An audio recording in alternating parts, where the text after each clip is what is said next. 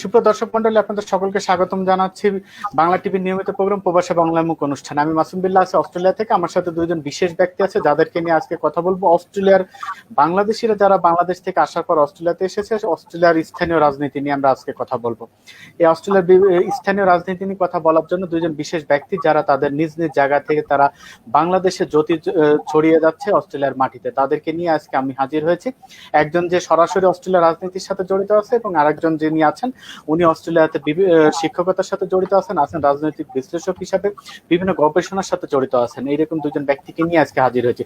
সুপ্রিয় দর্শক মন্ডলী, প্রথমে আমরা পরিচয় করাই দিতে চাচ্ছি গবেষক, শিক্ষক, এখানকার বিশ্ববিদ্যালয়ে শিক্ষকতা করতেছেন, অনেক বর্ণাঢ্য রাজনৈতিক ক্যারিয়ার আছে। জনাব মোল্লা রাশিদুল হক, আপনাকে আমাদের প্রবাসী বাংলামুখ অনুষ্ঠানে স্বাগতম। ধন্যবাদ। প্রবাসী বাংলামুখ অনুষ্ঠানে আমাকে আজকে আমন্ত্রণ জানানোর জন্য বাংলা টিভি এবং আপনাকে দুজনকে ধন্যবাদ।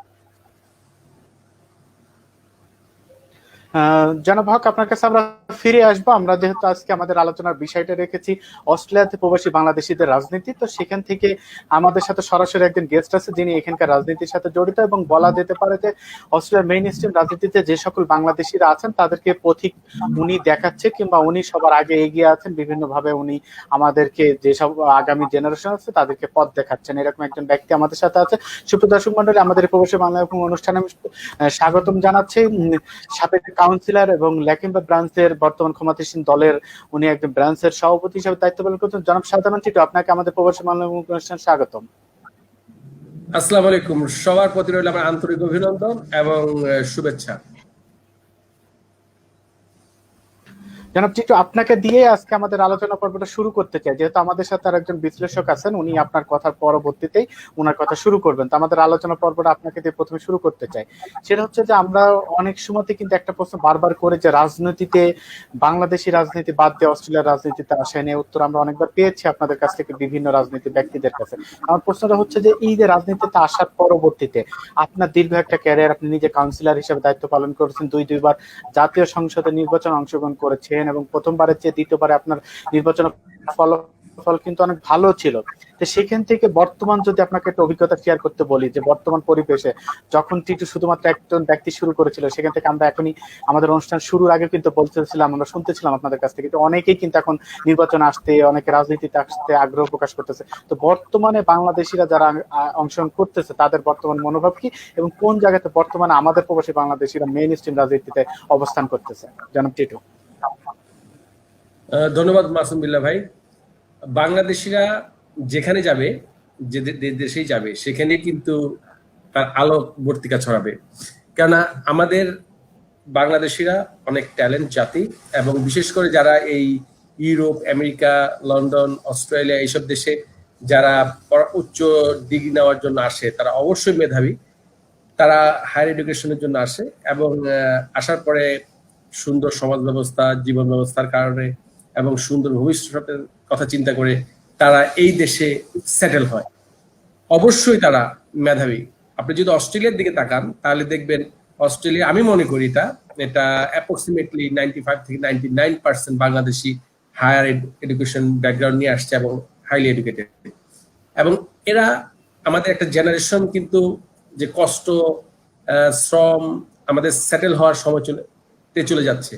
আরেকটা জেনারেশন যখন আসবে তখন দেখবে যে তারা তাদের বাড়ি ঘরের সমস্যা নাই, থাকা খাওয়া, জীবন যে চলার যে মৌলিক যে চাহিদাগুলা, যে সেগুলো তাদের নিয়ে চিন্তা করতে হবে না। তখন তারা কিন্তু আস্তে আস্তে এই দিকগুলোতে আসবে, মেইন স্ট্রিম বিজনেস গুলাতে, মেইন স্ট্রিম পলিটিক্সে আসবে। আমাদের মাত্র এই দেশে কিন্তু উত্থানটা যে আসে, আমাদের অনেকে বলে 150 বছরের ইতিহাস, অনেকে বলে 50 বছরের ইতিহাস। তা আমার মনে হয় বাংলাদেশিরা যারা এখানে বেশি সেটেল হয়, মানে বেশি একটা বড় একটা অংশ আসে আমার মনে হয় 90 পর থেকে। তো আমার মনে হয় বাংলাদেশিরা যারা এখানে এখন মেইন স্ট্রিম পলিটিক্সে আসতেছে তারা অবশ্যই এদেশের একটা অবস্থান করে নিয়েছেন এবং তারা ভালো করবে। আমার এখানে আমরা যখন পলিটিক্সে এখানে শুরু করি, রাজনীতিতে শুরু করি, তখন কিন্তু বেশিরভাগ ক্ষেত্রেই দেখা গেছে যে ট্রেডিশনালি বাংলাদেশিরা লেবার করে, কিন্তু তাদের যে একটা অ্যাম্বিশন যে আমরা একটা পর্যায়ে যাব না, হয়তো সাপোর্ট করতো, ভালো লাগতো, দল করতো। কিন্তু এখনকার যে জেনারেশনে যারা কাজ করতেছে তাদের কিন্তু ভীষণ তারা কাউন্সিলর হবে, স্টেট এমপি হবে, ফেডারেল এমপি হবে, তাদের একটা একটা ভিশন এবং মিশন নিয়ে নামতেছে। সো আমরা এটার ফলাফল হয়তো এখন দেখছি না, কিন্তু 5 থেকে 10 বছর পরে আমরা দেখব আমাদের বাংলাদেশ কমিউনিটি অনেকটা ভালো পর্যায়ে চলে আসবে। এর ভালো দিক দিয়ে আমি জনাব চিটু, আমি একটু অ্যাড করতে চাই এখানে আপনাকে, সেটা হচ্ছে যে আপনি যে কথাটা বলেছেন যে আগে যারা আমরা মানে আমাদের বাংলাদেশিরা তারা বিশেষ করে লেবারকে সাপোর্ট করতো, তাদের একটা বড় ধারণা ছিল যে লেবার ক্ষমতা আসলে আমাদের হয়তো পেপার সংক্রান্ত কিংবা অন্য যেসব সুযোগ সুবিধাগুলো হয়তো বেশি পাওয়া যাবে, এই জন্য তারা সাপোর্টিং এর জায়গায় ছিল। সেখান থেকে হঠাৎ করে আমরা এখন দেখতেছি যে না, বাংলাদেশিরা লিবারেলে যোগ দিচ্ছে, বাংলাদেশিরা গ্রিনে যোগ দিচ্ছে, ন্যাশনালে যোগ দিচ্ছে, মোটামুটি যতগুলো পার্টি আছে সবগুলোতে বাংলাদেশিরা যোগ দিচ্ছে, এবং তারা কিন্তু চেষ্টা করতেছে নেতৃত্বের জায়গাতে যাওয়া। এই যে আমল পরিবর্তনটা হঠাৎ করে হয়েছে, এটার কারণটা কি? এটা আসলে হঠাৎ করে হয়নি, এটা দেখতে দেখতে শিখতে শিখতে তাদের একটা পলিটিক্সের উপর একটা দখল আসছে। যেমন আমি যখন প্রথম অস্ট্রেলিয়া আসি, আমি দেখেছি যে অনেক বাংলাদেশিরাই বিভিন্ন জায়গায় কাউন্সিলর ইলেকশন করছেন। বিশেষ করে আমি উল্লেখ করতে চাই, ইন্ডিপেন্ডেন্ট একজন কাউন্সিলর ইলেকশন করেছিলেন, উনি আবুল সরকার ভাই, ইন্ডালবান মিন্টু থেকে। ওনার যে ক্যাম্পেইন ছিল, ওনার যে একটা ধাক্কা ছিল, সেই ধাক্কাটা কিন্তু প্রত্যেকটা দলকে কিন্তু নাড়া দিয়েছে যে না, ইন্ডিপেন্ডেন্ট থেকে ভালো কিছু করা সম্ভব। এই যে অন্যান্য দলরা তখন কিন্তু চিন্তা করলো যে এই ক্যাম্পেইনটা আমাদের দরকার, তখন থেকে কিন্তু তারাও থিঙ্কিং করে ওই এলাকায় যে আমরা লেভেল লেভেল থেকে আমাদের বাংলাদেশিদেরকে আনা দরকার। বাংলাদেশিরা যখন এখানে পলিটিক্স ইন করে, তারা কিন্তু পলিটিক্স জানতে সময় নিয়েছে। এখন কিন্তু অনেকেই কিন্তু ভালো পলিটিক্স সম্বন্ধে অভিজ্ঞতা অর্জন করছে। যারা এই দেশে বড় তারা তো এমনিতেই সবকিছু স্কুল থেকেই ট্রেন আপ, তাদের স্পিচ লেভেল থেকে শুরু করে সবকিছু ট্রেন আপ। সেই ক্ষেত্রে আমাদের একটু সময় লাগতেছে। এই সময়টা হয়তো আমরা যে দ্বার প্রান্তে আসছি, এখন আমাদের হলো জাম্প। আপনি মনে করেন দৌড় শুরু করার আগে কি করে, আস্তে আস্তে আস্তে আস্তে স্লো স্লো স্লো, যখন মাসলস গুলো ওয়ার্ম আপ হয় তখন ফুল রেঞ্জে দৌড়ায়। আমাদের মনে করেন যে আগে 10 থেকে 20 বছর স্লো মোশনে সবাই রান করছে, কিন্তু এখন একটা পর্যায়ে আসছে, তখন এখন বাংলাদেশে চিন্তা করতেছে যে আমরা পদে যাইতে পারি। আমাদের বাংলাদেশে এখন ফেডারেল ইলেকশন করতেছে, মেয়র ইলেকশন করতেছে, কাউন্সিলর হইতেছে, বিভিন্ন ব্রাঞ্চে প্রেসিডেন্ট সেক্রেটারি হইতেছে, আমার দ্বারা সম্ভব। এই যে একটা প্রতিযোগিতা, এটা ভালো।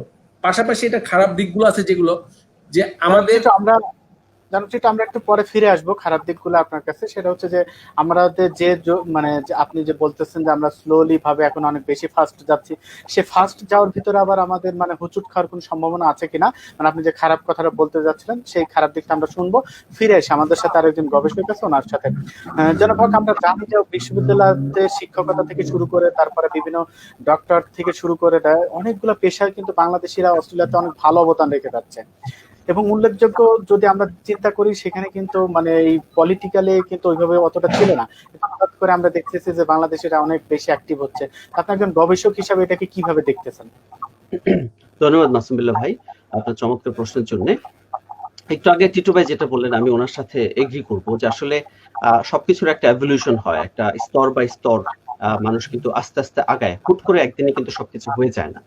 তো বাংলাদেশিরা এখানে টিটু ভাই যেটা বললেন ওনার কথাটার সাথে আমি এগ্রি করবো যে 90-এর দশকের দিকে বাংলাদেশিরা এদেশে আসা শুরু করেছেন। হ্যাঁ, কিছু কিছু লোক 70-এর দশকে এসছেন, 80-এর দশকে এসছেন, কিন্তু আমাদের যারা মুরব্বী বাংলাদেশ কমিউনিটি মেলবোর্ন এবং সিডনিতে, বেশিরভাগই 90-এর দশকে ওনারা এসছেন।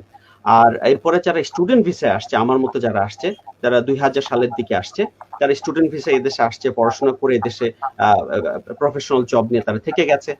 আর ইদানিং গত 5-7 বছর ধরে অনেক বাংলাদেশিরা আসছেন যারা প্রফেশনাল ভিসা নিয়ে, মানে তারা টেম্পোরারি রেসিডেন্সি নিয়ে অস্ট্রেলিয়াতে আসছেন।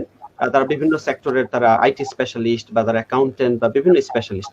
তো আমি যেটা বলতে চাচ্ছি যে অল ওভার যারা 90-এর দশকে এসছেন তারা ছাড়া মোটামুটি লেট 90s থেকে বা আর্লি 2000 থেকে এখন পর্যন্ত যারা এসছেন, আমি মনে করি তাদের মধ্যে মোর দেন 90% তারা সবাই হাইলি এডুকেটেড, খুবই হাইলি স্কিলড পিপল এই দেশে আসছে।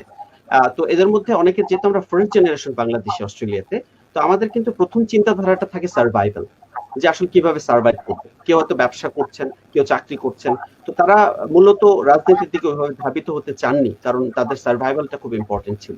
কিন্তু এখন যেহেতু তারা সেটেল হয়ে গেছেন, কেউ 15, কেউ 20, কেউ 25, কেউ 30 বছর ধরে অস্ট্রেলিয়া থাকছেন, মোটামুটি একটা সেটেলড লাইফ, এবং এখন যেহেতু তারা দেখছেন যে রাজনীতিতে অপরচুনিটি বেড়েছে, এখন মাল্টি কালচারাল যে একটা সিচুয়েশন অস্ট্রেলিয়াতে, এটা অনেক ব্রড হয়েছে এবং অস্ট্রেলিয়ার মানুষরা আগে যেরকম একটা হোয়াইট পলিসি ছিল সেটা থেকে আস্তে আস্তে সরে এসছে। তো এখন ডিফারেন্ট এথনিসিটির পিপল তারা পার্লামেন্টে যাচ্ছে, তারা কাউন্সিলে নির্বাচিত হচ্ছে। এটা দেখে বাংলাদেশিদের মধ্যে একটা ইন্সপিরেশন এসছে। আর পাশাপাশি টিটু ভাই সহ আরো যে 4জন বা 5জন বাংলাদেশি ভাই যারা সিডনিতে কাউন্সিলে নির্বাচিত হয়েছিলেন, তাদেরকে দেখেও অন্যরা ভাবতে শিখেছে যে না, যদি ওনারা পারেন তাহলে আমরাও পারবো, তাহলে আমরাও কাউন্সিলে নির্বাচিত হই। তো এখন পর্যন্ত কাউন্সিলের নির্বাচনের দিকে মানুষ ঝুঁকেছে বেশি। ফেডারেল পার্লামেন্ট মেম্বার বা স্টেট পার্লামেন্ট মেম্বারের দিকে এখনো বাংলাদেশের খুব একটা ঝুঁকি নেই। সিডনিতে 2-3 জন দাঁড়িয়েছিলেন, মেলবোর্নে 1 জন দাঁড়িয়েছিলেন এমপি ইলেকশন করার জন্য। কিন্তু আমি বিশ্বাস করি যেটা আরো বাড়বে। একটু আগে টিটু ভাইয়ের সাথে কথা হচ্ছিল যে আমরা বিশ্বাস করি হয়তো 10s of people or 20s of people তারা হয়তো বাংলাদেশি কমিউনিটি থেকে তারা ভবিষ্যতে স্টেট নির্বাচনের জন্য বা ফেডারেল নির্বাচনের জন্য নমিনেশনের জন্য তারা চেষ্টা করবেন।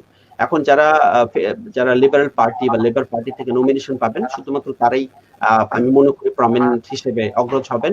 ইন্ডিপেন্ডেন্ট থেকে বাংলাদেশিদের এখনো সেই সুযোগ সিডনির বাইরে এখনো হয়ে ওঠেনি। আর সিডনিতে হলেও হয়তো 1-2 জন ইন্ডিপেন্ডেন্ট থেকে হয়তো ভালো করবেন। এছাড়া আমি মনে করি লিবারেল পার্টি বা লেবার পার্টি নমিনেশন না পেলে তারা হয়তো ওইভাবে এগোতে পারবেন না পার্লামেন্ট ইলেকশনে। তো কাউন্সিলের ইলেকশন, এটা আপনি জানেন যে এবার মেলবোর্নে সর্বপ্রথম প্রায় 11-12 জন বাংলাদেশি কাউন্সিল ইলেকশনে কম্পিট করেছেন। আনফরচুনেটলি কেউই উইন করতে পারেননি, তবে 1জন বা 2জন অনেক দূর এগিয়েছেন। তারা হয়তো একজন আসছেন যিনি 7th হয়েছেন, 4জন কাউন্সিল নির্বাচিত হয়েছেন, উনি 7th হয়েছিলেন। তো মোটামুটি অনেক দূর এগিয়েছেন প্রথমবার ইলেকশন করে। তো আমরা বিশ্বাস করছি বাংলাদেশ কমিউনিটি থেকে যে উনি যদি আবার চেষ্টা করেন, ওনার মতো আরো 2-1 জন যারা প্রমিনেন্ট, যারা ভালো ভোট পেয়েছেন এবার, তারা যদি চেষ্টা করেন, আমি বিশ্বাস করি নেক্সট ইলেকশনেই তারা হয়তো কাউন্সিল নির্বাচিত হবেন। তবে বাংলাদেশি কমিউনিটির জন্য মেলবোর্ন থেকে এখনো স্টেট পার্লামেন্ট মেম্বার বা ফেডারেল পার্লামেন্ট হওয়াটা একটু দূরে। এটার জন্য আমাদের আরো অনেক খাটতে হবে। তবে বিশ্বাস করি হয়তো 10 বছর সময়ের মধ্যে কেউ না কেউ মানে অ্যাটলিস্ট সিডনি থেকে আমি বিশ্বাস করি কেউ না কেউ পার্লামেন্টে যাবেন। মেলবোর্ন থেকে হয়তো আরেকটু বেশি সময় লাগতে পারে, তবে আমি বিশ্বাস করি বাংলাদেশের কমিউনিটি আগামী 10-15 বছরের মধ্যেই বিভিন্ন কাউন্সিল এবং পার্লামেন্টে তাদেরকে আমরা দেখতে পাবো আমি বিশ্বাস করি। কারণ তারা বেশ ইন্সপায়ার্ড এবং তারা এখন বুঝতে পারছেন যে ডিফারেন্ট এথনিসিটি থেকে পার্লামেন্টে প্রতিনিধিত্ব করা যায়।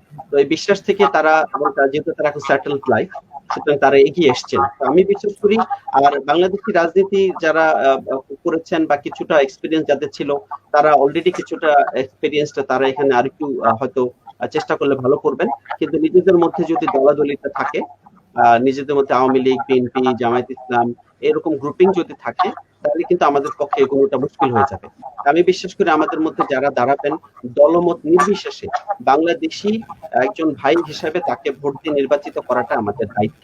কারণ জননেত্রী শেখ হাসিনা যখন এসেছিলেন 2018 সালে, উনি বলে গিয়েছিলেন যে আপনারা যারা অস্ট্রেলিয়ায় থাকেন তারা অস্ট্রেলিয়ার রাজনীতিতে বেশি বেশি ইনভলভ হন, অস্ট্রেলিয়ার পার্লামেন্টে যান, কাউন্সিল নির্বাচিত হন, সেটা আমাদের জন্য বেটার।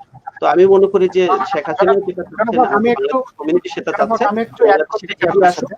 জি ধন্যবাদ।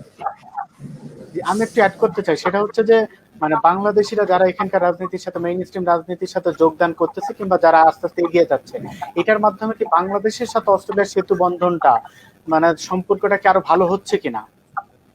এটা মাসুম ভাই ধন্যবাদ প্রশ্নের জন্য। যে এইটা সেতু বন্ধনটা ভালো হওয়ার একটা সম্ভাবনা তৈরি হয়েছে। যেমন টিটু ভাই একজন কাউন্সিলর ছিলেন, একজন কাউন্সিলরের পক্ষে হয়তো স্টেট লেভেলে বা ফেডারেল লেভেলে কমিউনিকেট করে দুটো দেশের মধ্যে সেতু বন্ধন করাটা আমি মনে করি হয়তো একটু ফারফেচড। কিন্তু টিটু ভাই যদি আজকে পার্লামেন্টে যান, স্টেট পার্লামেন্ট হোক বা ফেডারেল পার্লামেন্টে হোক, তখন কিন্তু ওনার পক্ষে গভর্নমেন্টের সাথে, দুটো গভর্নমেন্টের সাথে কমিউনিকেট করতে পারাটা ওনার জন্য অনেকটা ইজি হবে। এবং আমি বিশ্বাস করি যে অস্ট্রেলিয়াতে যদি বাংলাদেশি কোনো পার্লামেন্ট মেম্বার হন, সেটা স্টেট হোক ফেডারেল হোক, আমি মনে করি তারা যদি বাংলাদেশে যান, শেখ হাসিনা তাদেরকে সাদর সম্ভাষণ জানাবেন। এবং আপনি শুনলে হয়তো ভালো লাগবে আপনার যে শেখ হাসিনা যখন এখানে আসছিলেন, আমি নিজে ওখানে ছিলাম যখন শেখ হাসিনা বলতেছিলেন যে আমার সেই 4 জন কাউন্সিলর কই যারা অস্ট্রেলিয়ার মতো দেশে কাউন্সিলর নির্বাচিত হয়েছেন, আমি তাদের সাথে দেখা করতে চাই। তো শেখ হাসিনা নিজে থেকে এই কাউন্সিলরদের সাথে দেখা করতে চেয়েছেন। তার মানে উনি পছন্দ করছেন যে আমাদের মধ্যে কেউ কাউন্সিলর হবে, এমপি হবে।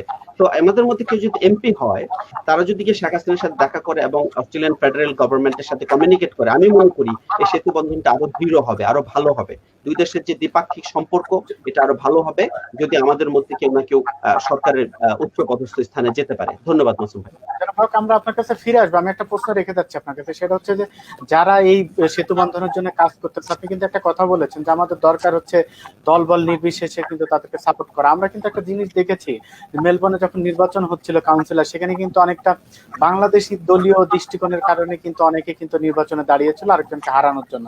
তো সেই বিষয়ে আপনার কাছ থেকে আসলে একটু জানতে চাবো যে আমাদের এখান থেকে ফিরে আসার জন্য, মানে উঠে আসার জন্য কি করা দরকার, এই বিষয়টা আপনার কাছে জানতে চাবো ফিরে এসে। জনাব টিটু, আপনার কাছে আমি যে প্রশ্নটা রেখে গেছিলাম, আমরা নিঃসন্দেহে আশা করি যে আমাদের যে গতিটা শুরু হয়েছে এই গতিটা আরো ভালোভাবে যাবে। তো এই গতিটাকে রক্ষা করতে যে কি করা দরকার হুজুট খাওয়ার আগেই, জনাব টিটু?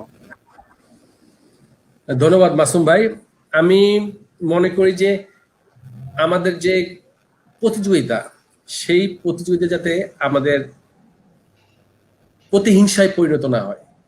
আমরা প্রতিযোগিতা অবশ্যই করব। আমরা এই দেশের রাজনীতি করি, এই দেশের রাজনীতি হলো স্বচ্ছ। আমরা চেষ্টা করব কিভাবে আমি এগিয়ে যাই আমার দৌড় গতিতে, আমি আরেকজনের ল্যাং মেরে ফেলে আমি আমার গন্তব্যে পৌঁছাবো। এই ধরনের মানসিকতাটা একটু পরিবর্তন করতে হবে। আমরা যেটা দেখেছি এখানে, বিশেষ করে যেহেতু আমি এনআরসি বোর্ডে ছিলাম, নমিনেশন রিভিউ কমিটিতে ছিলাম গত ইলেকশনে, যেহেতু আমি এলাকার প্রেসিডেন্ট, সেই হিসেবে পদবলে আমাকে থাকতে হয় ওই এনআরসি বোর্ডে। এইবারও সেই এনআরসি বোর্ডে থাকার সম্ভাবনা, যেহেতু আমি এখনো প্রেসিডেন্ট। যে সমস্যাটা দেখা দেয় যে আজকে যে জয়েন করলো লিবারেল পার্টিতে, সেও চায় আমি কাউন্সিলর পদে চালাবো, state MP, federal MP election করব। যে 10 বছর ধরে পলিটিক্সে আছে সে তো চাইবেই। এখন সমস্যাটা কোথায়? আমরা যারা পলিটিক্সে আসতেছি তাদের উচিত একটু সময় নেওয়া, পলিটিক্স থেকে জ্ঞান অর্জন করা, পলিটিক্সটা ভালোভাবে বুঝা। রাজনীতি একটা ইজি থিং না, এটাকে রপ্ত করতে হবে। এই দেশের পলিটিক্সটা রান করে বাই বুক। আপনাকে 370 পাতা বা 200-400 পাতার যে কনস্টিটিউশন আছে দলে, যেমন আমাদের দলে প্রায় 370 পাতার একটা বই আছে, ওটা পুরোটুকু বুঝতে হবে। আমাকে বুঝতে হবে ব্রাঞ্চ কি, এসএসসি কি, এসএবি কি, ফেডারেল কিভাবে রান করে, এফএসি কি, লোকাল গভর্নমেন্ট, এলজিসি কি, এই জিনিসগুলো রপ্ত করতে হবে, শিখতে হবে, মোশন রান করা শিখতে হবে। তারপর আমি চিন্তা করতে পারি যে আমি সেক্রেটারি পদ চাই, আমি প্রেসিডেন্ট চাই। যেমন আমরা এখন ব্রাঞ্চ ইলেকশন আসতেছে, তো আমি সবচেয়ে বেশি যে এই ফেসটা করব, সবাই চাইবে যে আমি এই পদগুলো চাই। একটা পদের জন্য হয়তো 10 জন দাঁড়াইতেছে, কিন্তু আমার পক্ষে একজন সম্ভব না একটা পদে 10 জনকে দেওয়া।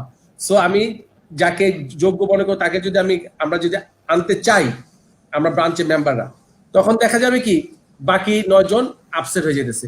কিন্তু আমাদের সবাইকে বুঝতে হবে যে আমরা যে পলিটিক্সে যে আজকে ঢুকলাম, আমাদের 5 থেকে 7 বছর, টিটুতে একটা নির্দিষ্ট সময় দিচ্ছে, আরো যারা পলিটিক্সে আসছে তারা তো একটা 5, 7, 10 বছর, অনেকে আছে এখন আমি যতটুকু জানি 28-30 বছর পর্যন্ত শ্রম দিতেছে। একটা শ্রমের পরে আসতে হবে। কিন্তু আমাদের সবচেয়ে বড় যে সমস্যাটা আমি ফেস করতেছি, সেটা হলো আমাদের সবাই চেষ্টা করে, আজকে জয়েন করলাম, এখনো পুরোপুরি ফাইন্যান্সিয়াল মেম্বারই হয় নাই, 6 মান্থ লাগে ফাইন্যান্সিয়াল মেম্বারতে, পরের দিনই বলতেছে আমি দাঁড়াবো। সো এই জিনিসগুলো আমাদের একটু দেখতে হবে। জনাব টিটু, যেহেতু আমাদের প্রোগ্রাম আমরা একেবারে শেষের দিকে চলে আসছে, আপনার কাছে আমি একটু অ্যাড করতে চাই, এই সমস্যাগুলো থেকে উত্তরণের উপায়টা কি, মানে কি করা দরকার আমাদের এখান থেকে উঠে আসার জন্য, আপনার অভিজ্ঞতা থেকে কি মনে হয়? আমার মনে হয় প্রত্যেকেরই ধৈর্য ধরতে হবে এবং চিন্তা করতে হবে যে আমি এই জিনিসটা আসতেছে লং টাইম ভিশন নিয়ে নামতে হবে, যে আমি এখানে আসবো, আমি 5 বছর, 7 বছর, 10 বছর কাজ করবো। এখানে অনেক অপরচুনিটি আছে, অনেক রাস্তা আছে। সবাইকে যে কাউন্সিলর হতে হবে তেমন কথা না। এখানে লোকাল গভর্নমেন্টে বিভিন্ন পদ আছে, এখানে স্টেট এক্সিকিউটিভ আছে, পার্টির পদ আছে, এখানে আপার হাউস আছে, লোয়ার হাউস আছে, সিনেটর আছে, প্রত্যেকটা পদ আছে। এখানে রাস্তা উন্মুক্ত। যেটা করতে হবে, যোগ্যতা বলে আসতে হবে, যোগ্যতা প্রমাণ করতে হবে, কাজ করতে হবে 5 বছর, 7 বছর, 10 বছর, নিজেকে প্রুভ করতে হবে যে আমি যোগ্য এই পদের জন্য। পার্টির ডাইকে নিয়ে আপনাকে দিবে। কিন্তু আমরা যদি ল্যাং মারি এক ভাই আরেক ভাইকে, আমি এখানে এখন শর্ট টাইম বলতে চাচ্ছি না, যে সিচুয়েশনটা আমি ফেস করছি, সেই স্পেসগুলো আমার মনে হয় আমাদের বাংলাদেশে যারা পলিটিক্স আছে তাদের সবাইকে একটু ধৈর্য ধারণ করতে হবে। এবং সবচেয়ে বড় জিনিস হলো আপনি যদি ম্যাট্রিক পাস, আমাদের দেশে এসএসসি পাস করি, তাহলে কি 10টা বছর আমরা শ্রম দেই, তারপরে আইসা ম্যাট্রিক এসএসসি পাসটা করি। পলিটিক্স তো আপনাকে 10 বছর বিষয় নিতে হবে যে আমি এসএসসি পাস করবো, আমাকে 10 বছর বিষয় নিয়ে নামতে হবে, ডেফিনেটলি আমরা সফল হবো। ধন্যবাদ জনাব টিটু, আপনাকে অসংখ্য ধন্যবাদ। আমাদের এই সংক্ষিপ্ত সময়ের ভিতর অনেকগুলো গুরুত্বপূর্ণ তথ্য দিয়েছেন। যারা রাজনীতিতে আসতে চায় তারা কিন্তু অনেকগুলো পথ নির্দেশনা পাবে। আমরা আজকে আমাদের অনুষ্ঠান শেষ করবো, আমাদের যিনি গবেষক হিসেবে আছেন ওনার সাথে আমরা কথা বলার মাধ্যমে আমাদের অনুষ্ঠান শেষ করবো। আপনি আমাদের সঙ্গে থাকুন। জনাব হক, আপনি শুনতেছিলেন, আমি আপনার সাথে আগের একটা প্রশ্নের সাথে একটা অ্যাড করে দিতে চাই আপনার জন্য একটু ইজি করার জন্য। সেটা হচ্ছে, আপনি কিন্তু একটা জিনিস ফিল করেছেন জনাব টিটুর কথার মধ্যে, যে বাংলাদেশের আমরা যারা এখন রাজনীতিতে ঢুকতেছি, ঢুকার পরের দিনই কিন্তু কাউন্সিলর নির্বাচনের চিন্তা করতেছি। এইটা তো রাজনৈতিক দৃষ্টিকোণ থেকে কতটা আসলে ঠিক দিকে যাচ্ছে সেটাও একটু যদি আপনি আপনার আগের প্রশ্নের সাথে যদি একটু টাচ করে যেতেন জনাব হক। জি ধন্যবাদ মাসুম ভাই, আপনি দুটো প্রশ্ন, আগে একটা প্রশ্ন করে গেছিলেন, সেটা হালকা একটু টাচ করি। সেটা হচ্ছে যে যারা বাংলাদেশের রাজনীতিটা অস্ট্রেলিয়াতে ধরে রেখেছেন, আমরা সবসময় বলি যে বাংলাদেশের রাজনীতি অস্ট্রেলিয়াতে আসলে ওইভাবে করা সম্ভব না। বাংলাদেশের একটা সামাজিক সংগঠন হিসেবে অস্ট্রেলিয়াতে রাজনৈতিক সংগঠনগুলি কাজ করে, বিএনপি বলেন, আওয়ামী লীগ বলেন, অনেকটা সামাজিক সংগঠন হিসেবে কাজ করে। তো এটা কিন্তু মূলত বাংলাদেশের বাইরে বাংলাদেশের রাজনীতি করাটা ওইভাবে আইনগতভাবে প্রফেশনালি হয়তো ওইভাবে সম্ভব না। তো তারপরেও এই দেশে যখন কাউন্সিলর দাঁড়ান, স্পেশালি সিডনিতে যারা কাউন্সিলর পদে দাঁড়াচ্ছেন, মূলত আমি দেখি টিটু ভাই সহ অন্যরা, তারা কিন্তু কোনো মেইন স্ট্রিম বাংলাদেশি দলকে ওইভাবে সাপোর্ট ওইভাবে প্রকাশ করেন না। তারা আওয়ামী লীগ বা বিএনপি বা জামাত ইসলাম কোনোটাই প্রকাশ করেন না। তারা একজন বাংলাদেশি হিসাবে বাংলাদেশিদেরকে রিপ্রেজেন্ট করছেন অস্ট্রেলিয়াতে। কিন্তু মেলবোর্নে অনেক ক্ষেত্রে এটা হয়েছে যে কেউ কেউ হয়তো বিএনপি করতেন আগে, কেউ জামায়াত ইসলাম করতেন, বা কেউ হয়তো আওয়ামী লীগ করতেন। তো তারা যখন ইলেকশনে দাঁড়িয়েছেন তখন কিন্তু এটা নিয়ে একটা কনফিউশন তৈরি হয়েছে বাঙালিদের মধ্যে, এবং সেটা কিন্তু একটা ইম্প্যাক্ট ভোটে পড়েছে, এটা আমরা অস্বীকার করতে পারবো না। তো আমি মনে করি যে এই ধরনের ক্ষেত্রে যদি যোগ্য কেউ থাকে, সে বিএনপি করুক, আওয়ামী লীগ করুক বা অন্য যাই করুক, সে যদি আসলে কোয়ালিফাইড হয়, টিটু ভাই যে কোয়ালিফিকেশন গুলির কথা বললেন, সেই কোয়ালিফিকেশন গুলি যদি তার মধ্যে থাকে, আমি মনে করি বাংলাদেশিদের তাকে সাপোর্ট করা উচিত। এটা এক। আর দ্বিতীয় যে প্রশ্ন যেটা আপনি করেছেন টিটু ভাই, যেটা একটু আগে বললেন, যে বাংলাদেশিরা এসেই প্রথম দিন জয়েন করে বা উইদিন 2 মান্থস বা 3 মান্থস তারা মনে করে সে কাউন্সিলর নির্বাচনে দাঁড়িয়ে যাবে। তো এই যে একটা হুজুগ, আমি মনে করি একটা হুজুগ শুরু হয়েছে মেলবোর্নে এবং সিডনিতেও, যে সবাই মনে করতেছে যে না, আমি মনে হয় দাঁড়াইলে পাশ করবো, আমার হয়তো 10 জন লোক সালাম দেয় বা 5 জন লোক আমাকে দেখলে হ্যান্ডশেক করে, তা আমি মনে করতেছি যে আমি খুব জনপ্রিয়, আমি ইলেকশনে দাঁড়াইলে কিন্তু আমি পাশ করে যাব। কিন্তু ব্যাপারটা আসলে এভাবে মনে হয় ঠিক না। আমি অস্ট্রেলিয়াতে লেবার পার্টির সাথে জড়িত, আমাকে লেবার পার্টি থেকে আসলে ডাকা হয়েছিল, এবার আমাকে জিজ্ঞেস করা হয়েছিল যে আর ইউ ইন্টারেস্টেড, আমি বলেছি না, কারণ আমি রেডি না, কারণ আমি মেন্টালি রেডি না, আমি সেভাবে প্রস্তুত না, আমি অস্ট্রেলিয়ার রাজনীতিতে নিউবি। আমার পক্ষে হুট করে হুজুগে গিয়ে আমি কাউন্সিলে দাঁড়ায় গেলাম, আমি হিউমিলিয়েটিং ভাবে ফেল করলাম, এটা আমার জন্য ভালো হবে না, বাংলাদেশিদের জন্য ভালো হবে না। তা আমি মনে করি সমস্ত বাংলাদেশি ভাইদের এবং বোনদের প্রতি আমার অনুরোধ থাকবে যে টিটু ভাই যেটা বললেন, যে আপনারা আসেন রাজনীতিতে, আসেন, একটু থেমে কিছুদিন রাজনীতিটা দেখেন, শিখেন, এই দেশের ব্যবস্থাগুলি শেখেন, পার্লামেন্টের জিনিসগুলি শেখেন, লোকাল কাউন্সিল কিভাবে কাজ করে সেগুলোই লোকজন জানে না। আপনি মাসুম ভাইও দেখেছেন বিভিন্ন ইন্টারভিউতে, তারা জানেই না যে লোকাল কাউন্সিল কিভাবে কাজ করে, তারা চলে আসছে কাউন্সিলর হওয়ার জন্য। তা আমি মনে করি তাদের কাউন্সিলে কিন্তু কাউন্সিলর হওয়া ছাড়াও অন্যান্য অনেক পদ আছে, অনেক রিপ্রেজেন্টেটিভ হিসেবে কাজ করা যায়, ভলেন্টিয়ার হিসেবে কাজ করা যায়। আমি মনে করি আমাদের ভলেন্টিয়ার হিসেবে কাজ করা উচিত কাউন্সিলের জন্য, বা কাউন্সিলের বিভিন্ন যে পোস্ট, কাউন্সিলর ছাড়াও অন্যান্য পোস্ট আছে জনপ্রতিনিধি হিসেবে, সেগুলো আমরা যদি কাউন্সিলর যাই আমাদের জন্য ভালো হবে। ধন্যবাদ মাসুম ভাই। জনাব হক, আমি একটু অ্যাড করতে চাই আপনার সাথে, যেহেতু আমাদের প্রোগ্রামে করে শেষের দিকে। সেটা হচ্ছে যে আমাদের ভিতরে একটা ট্রেন্ড হয়ে গেছে যে আমরা যদি বাংলাদেশি সামাজিক কাজগুলো করি, মানে বাংলাদেশের বিভিন্ন দিবস কিংবা রাজনৈতিক প্রোগ্রামগুলো করার মাধ্যমে, যেহেতু বাংলাদেশিরা আমাদেরকে সালাম দিচ্ছে কিংবা অনেক লোকজন হচ্ছে, তাহলে মনে আমি কাউন্সিলর হওয়ার জন্য মনে হয় আমি যোগ্য হয়ে গেছি। আসলে কি বিষয়টা এরকম, নাকি অস্ট্রেলিয়ার মেইন স্ট্রিম যেসব প্রোগ্রামগুলো আছে কিংবা এই দেশিদের রাজনৈতিক যেসব কর্মসূচিগুলো আছে সেগুলোতে বেশি অংশগ্রহণ করা দরকার? আপনি অ্যাবসলিউটলি ভালো কথা বলেছেন, যে মেলবোর্নে আমাদের যারা কাউন্সিলর পদে এবার দাঁড়িয়েছে তাদের মধ্যে 90%ই হবে একটা বাঙালি সংগঠনকে, একটা বাংলাদেশি সংগঠনের সাথে তারা জড়িত। তো যেহেতু তারা বাংলাদেশে একটা সংগঠনের সাথে জড়িত এবং সেখানে তারা একটা পপুলারিটি তাদের আছে, তো তারা মনে করেছে যে তারা আসলে সোসাইটিতে তাদের অ্যাকসেপ্টেবিলিটি আছে। কিন্তু তারা ভুলে যায় যে অস্ট্রেলিয়ান সোসাইটিতে বাংলাদেশের রিপ্রেজেন্টেশন কত, 10%, 15%। যেখানে বাংলাদেশে অধ্যুষিত জায়গা, সেখানেও কিন্তু খুব বেশি হলে 10 থেকে 15% বাংলাদেশিদের রিপ্রেজেন্টেশন। কারণ 10% লোক সবাই যদি আপনাকে ভোট দেয়, তাহলেও তো আপনি পাস করবেন না। আপনি তো অস্ট্রেলিয়ান ধন্যবাদ। কমিউনিটির পক্ষ থেকে। হ্যাঁ, এই জন্য আপনি যেটা বললেন, আপনি আপনার সাথে এগ্রি করছি যে শুধু বাংলাদেশি কমিউনিটি প্রোগ্রাম না, তাদের মেইন স্ট্রিম অস্ট্রেলিয়ান কমিউনিটির সাথে তাদের কানেক্ট হতে হবে, সেসব প্রোগ্রামে জয়েন করতে হবে, তাদের সাথে কমিউনিকেট করে তাদের একটা ম্যান্ডেট, তাদের একটা সাপোর্টও কিন্তু ইলেকশনে লাগবে, নতুবা কিন্তু আপনি কাউন্সিলর পদে আপনি পাস করবেন না। শুধু বাংলাদেশিদের ভোট পেয়ে আপনি কাউন্সিলর হতে পারবেন না অস্ট্রেলিয়াতে। ধন্যবাদ। ধন্যবাদ জনাব হক, এবং ধন্যবাদ জনাব টিটু আমাদের এই পৌষ বাংলা মুখ অনুষ্ঠানের সময় দেওয়ার জন্য। সংক্ষিপ্ত টাইম হলো, অনেকগুলো ভালো তথ্য দিয়েছেন। আমরা আশা করি যারা দর্শকরা দেখতেছেন তাদের কাছ থেকে তারা অনেকগুলো তথ্য পেয়েছেন আগামী দিনে রাজনীতিতে অংশগ্রহণ করার জন্য কি করা দরকার। সুপ্রিয় দর্শক মন্ডল, এতক্ষণ দেখতেছিলেন প্রবাসী বাংলা মুখ অনুষ্ঠানে অস্ট্রেলিয়ার পর্ব। আমাদের প্রোগ্রাম আমরা শেষের পর্যায়ে চলে এসেছি। শেষ করার আগে আমরা সবসময় একটা স্লোগান দিয়ে শেষ করি। সেই স্লোগানটা হচ্ছে সুস্থ থাকুন, অন্যকে সুস্থ রাখুন। অন্যকে সুস্থ রাখতে হলে প্রয়োজনীয় কাজ ছাড়া বাড়ির বাইরে যাবেন না। আল্লাহ হাফেজ।